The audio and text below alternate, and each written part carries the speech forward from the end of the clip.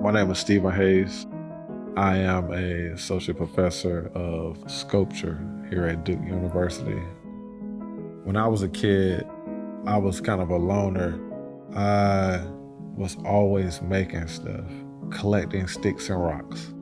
I love finding things.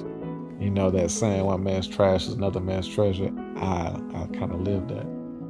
I love materials. I love learning how to adapt. Around second grade, my mom bought me a real workbench with real tools. I mean, like the real hammers and nails and saws. I was in love, being able to work with my hands. Like these were my best friends. My mother was the person who was like always behind me and saying that you can do whatever you dream to do. As a kid, I had a learning disability. So she took me out of public schools and put me in a private school. Then I ended up going to North Carolina Central. I would get up out of my English classroom and walk out when they would popcorn, and it'd be my next turn to read. Because I'm like, I know I'm gonna read slow and I don't want to be embarrassed. I didn't know what I was gonna do. I cried the day I graduated. And my aunt approached me and she was like, "You've been making art all your life. You love it. This is what you do. You should apply to go to SCAD, Savannah College Art and Design." I was the only African-American person in my department and didn't have any African-American professors in my department. So I still had communication issues. And I would call my mom every week and I'd be like, "Hey, they're saying I'm not an artist. I don't think I'm cut out for this. I don't need to be here." And she was like, "Just keep going, keep trying, don't give up." So I was like, okay, I made it my goal to learn every tool and every machine that they had there. I didn't know how to talk about what I was making and what I was creating. I just knew I knew how to make, and I loved making.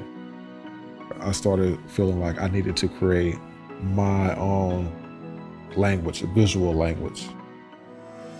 Ended up coming across the image of the Brooks slave ship plan and finding out how many people were transported from Africa to America. I came up with the idea of making 15 statues and chaining them all to a palette which represents today.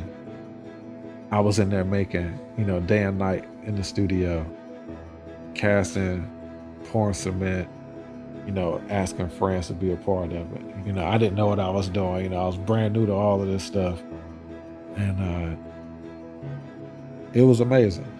So many people came up to me and thanked me for what I created. Had I not made cash crop, I wouldn't know like I could touch people in this type of way, in this magnitude with my artwork. So that's what started the trajectory of my career. As a professor, I wanted to create this safe space with these students. I go into the space and letting them know, hey, I want you to be able to communicate with me any type of way. I want you to be able to build this friendship, to not be afraid of me. Because when I was in school, I was afraid. I was afraid to speak up. I was afraid to talk. I was that kid that they said wasn't gonna make it. That's why art is important. It can say things that people are afraid to say, or start conversations that allow people to think in different ways. I don't have any shame about my shortcomings, because with my friends, my hands, they do all the talking for me. They help me communicate. They help me do everything I need to do. So if I can teach somebody else that skill to be able to communicate through their hands, then, that's what I'm here for.